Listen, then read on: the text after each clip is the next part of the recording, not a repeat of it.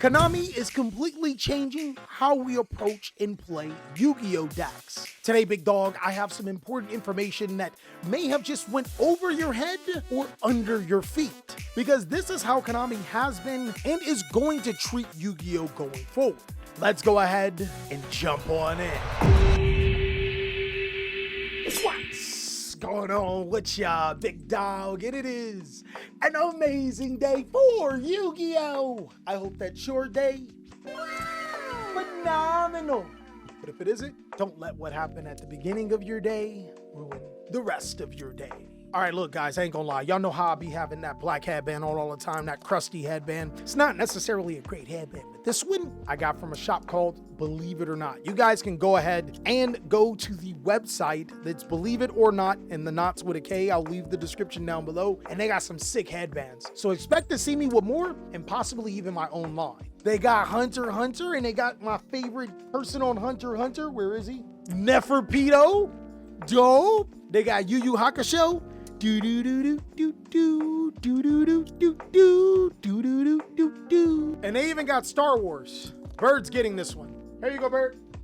That's all you're getting. Go away. So Konami has actually been doing quite a few sneaky things that a lot of players may not have noticed. In today's video, I'm going to be talking about all these little subtle changes and how they are going to be huge for Yu-Gi-Oh moving forward in 2025. So one of the biggest things that I've noticed about Yu-Gi-Oh is how Konami is giving us competitive decks. The deck build sets normally are a joke, at least for the last few years. Of course, they've given us powerful strategies like Rescue Ace and Pearly, Labyrinth and Runic, but at the time of release, those strategies are normally dog water. Sometimes there's one strategy that's really good while the others are bad. Take, for example, in Wild Survivors, Vanquish Soul was easily the best deck in the set, while Nuevos and Dinosaurs took a back seat. But this time around in Crossover Breakers, it's a lot different. Off the bat, there are two incredibly competitive Yu-Gi-Oh decks. This is probably the most competitive we've had strategies inside of these deck build sets since Nekroz and Ritual Beast inside of the Secret Forces. Ryugi doesn't even get talked about.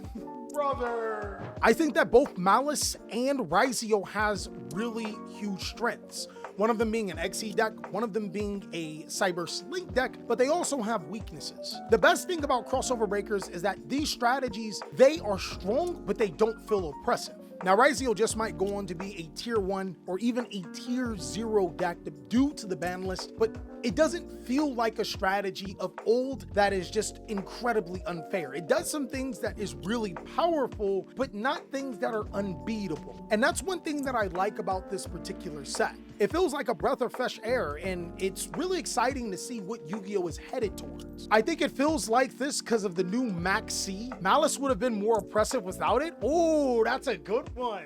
I think there's layers that we have to talk about with that too, because the Molchemi cards are crazy. The only unfortunate thing is that they're really expensive right now. And it's almost like Konami is giving us live updates like what they do with Master Duel. They give us a tough strategy, but then not too far later, they give us a card to help counter it. I'm not necessarily a huge fan of the Molchemi cards. I don't disagree with them. I just think that them being paywalled is a Konami move of old, but that's going to change soon. And speaking of paywalled, let's go ahead and talk about Crossover Breakers, the set in its totality. This was a set that a lot of players said wasn't a really great set because of its printing. We saw most of the ultra rares inside of Crossover Breakers become either Malice or Yugioh cards, and even Freddy the Boy is saying we need OCG printing. I'm not saying that it's the best version, but technically we have it. In Crossover Breakers, both Malice and Yugioh have 3 different prints. You have your basic ultra rares that you can get, you have your collector's rares, and then you have your quarter century rares. If you actually look up Yugioh, it isn't necessarily a cheap Yu-Gi-Oh deck, but it's not insanely overpriced like how players did pay $400 or $500 for the deck. I think that the entire deck core is maybe about $200-300, which still is a lot of money, and I think that Konami can do better in that department, but it is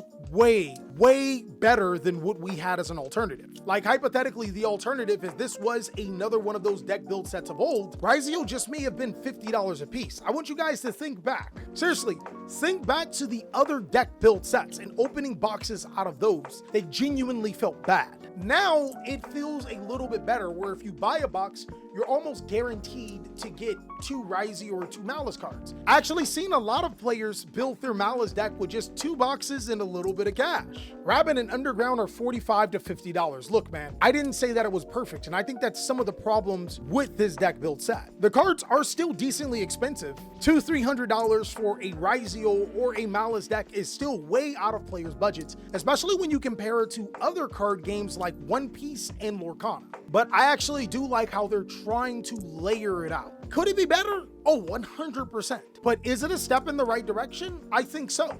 And I think with even more time, we may even have another tiered system where these cards are even cheaper than what we have now, and they have higher rarities available. You see, in America, I think that there's almost no way for us to get the OCG structure. And the reason why is because sharks will be sharks. Now, the reason why I said almost is because if these cards were common, there was no way Konami could avoid these cards from being expensive. But also at the same time, if these cards were common, then I don't think this set would sell as much, which would in turn put a really big strain on Konami's financial side. And then at the end of the day, it's still a business, guys. You got to make money somehow. Now, crossover breakers could 100% be better, and I think a lot of the reprints should have been better reprints. You good players want all cards to be 1 cent. That's what I'm saying. That can't happen. I would have been happy with the cards, like the expensive cards being like $20 to $30 each. Maybe Underground is like $30 and the White Rabbit is like $20, but I can't really be ultra mad at this outcome, right? Because again, it's a step in the correct direction. The pull rates aren't horrible. Exactly, Cryo Sword. Let me actually give you another example. The Secret Forces, ironically. And the reason why we can say the Secret Forces, because the Secret Forces did have 2 really good strategies inside of it, Necros and Ritual Piece. I know it may not seem expensive right now, but Bryonic of Necros was $170 a pop. And of course you needed 3. It only came in 1 print, the highest rarity. And it was the best deck in the format. I think that would be comparable to like Yugioh Sword or Yugioh being a secret rare inside of the set. It could definitely be a lot worse, and Konami has made the game cheaper. We just want it a little bit more cheaper, right? While I do want Konami to do better, and I think they can do better, I think that they massively fumbled the bag on their merchandise department. I think it's really unfair to compare them to the other giants. Is Yu-Gi-Oh as big as Disney? Is it big as Pokemon? The answer is no. But the big thing that I genuinely wanted to cover about this situation is that Konami gave us 2 really powerful decks out of the gate, and they did it at the end of the year, which means that at least for the beginning of the year, these will be the strongest strategies in the game. We also know in the next upcoming sets, they'll be supported to make them even stronger. If Konami would just lean into alternate formats, they can make more money and give the community what they want a little. I think that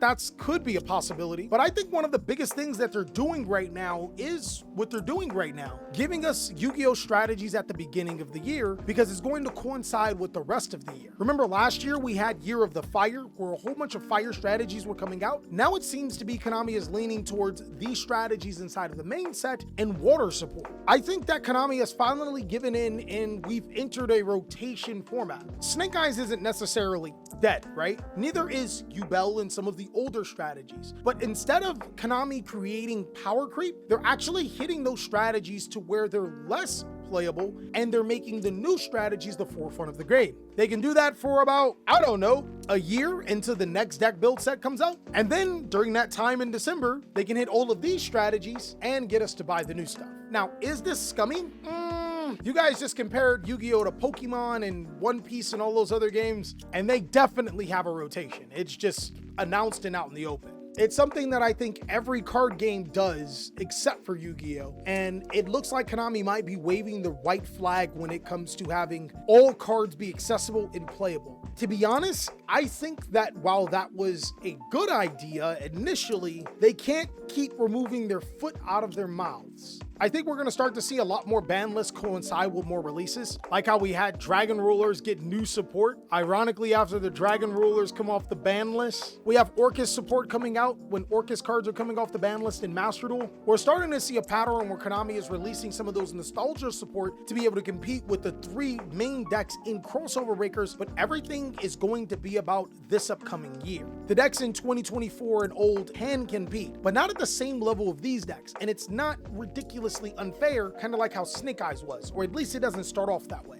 It's nice to know that they hit cards to stop them from being unstoppable, but they are crawling in the right direction. I think that this process should be sped up. I know there are some people that don't agree with the ban list and don't agree with some of the things that are happening. It's something that Konami has been doing subtly, something that we can see, something that while I'm skeptical about, I think it's worth looking into. 2025, especially for Americans, is going to be the time of uncertainty, a time where we may think things will be different than what they are. I think one of the best things about life is overcoming adversity and putting yourself in situations where things are different. You won't necessarily know if you like the situation or what you don't like about the situation until you're in it and experience it. Can we talk about how Konami scammed us with the way too early reprints of expensive cards? Ultron, on one side, I do feel you. Having to purchase an expensive card to know that it's going to be reprinted, especially out of the blue, is crazy. But there are two things that we probably should understand. One, Konami did make a poll asking what cards do we want to reprint, and they actually delivered on it. Players requested for the card to be reprinted. What did you want them to say, no? No.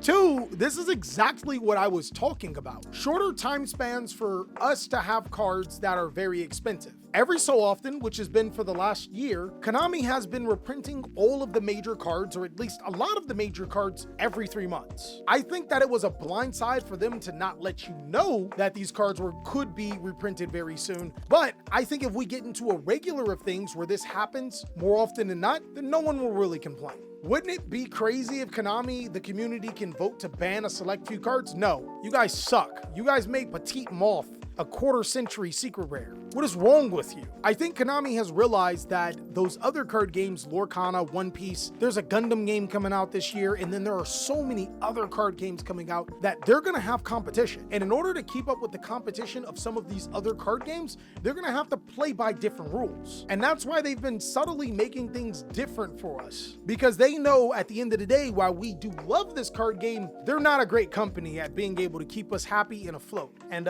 leaving to a card game is starting to look way more appealing. But those are my thoughts and opinions on how Konami is subtly changing Yu-Gi-Oh! I can't wait to see what you guys have to say. Go ahead and let me know. I'll catch you on the next one.